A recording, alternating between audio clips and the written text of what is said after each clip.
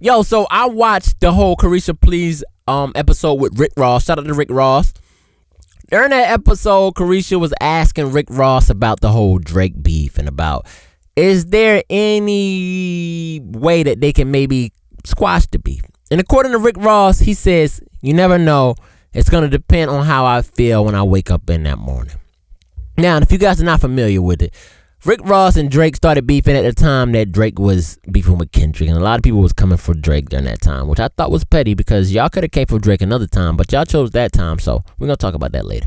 But Ross coming at Drake, I think was quite interesting because, yes, they have a relationship with each other. But I always thought Ross and Drake was cool.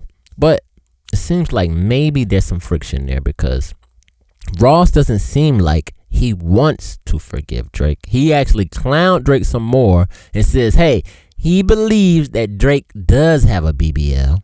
He believes that Drake did get nose surgery. He asked Careesha, aka Young Miami, well, when you met Drake, did his nose look like that? And Careesha didn't really know how to answer that question. So she said, well, I don't really know. With that being said, they also talked about the whole Rick Ross fight thing. If you guys remember, Rick Ross played Not Like Us at a concert over there in Canada. And let's just say it didn't end quite well for Rick Ross. He got out of there, but his DJ got beat up and some more people with him got beat up. According to Rick Ross, it's all good, and everybody that came with him had a long talk when they got home, and everybody understood that, hey, that's what it is. And Rick Ross said that's on him.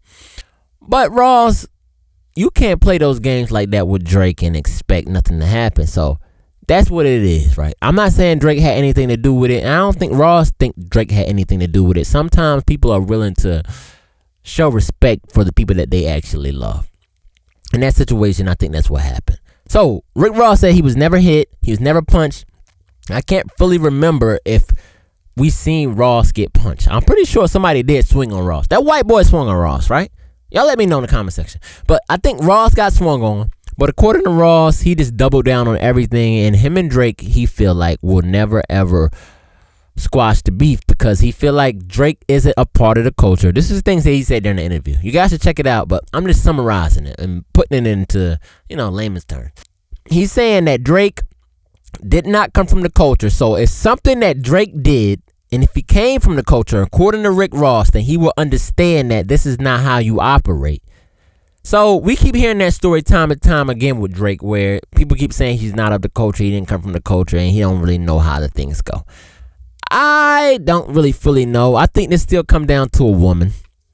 I think Drake probably was with one of his girls, Leah Galore. But Leah Galore? Y'all know her.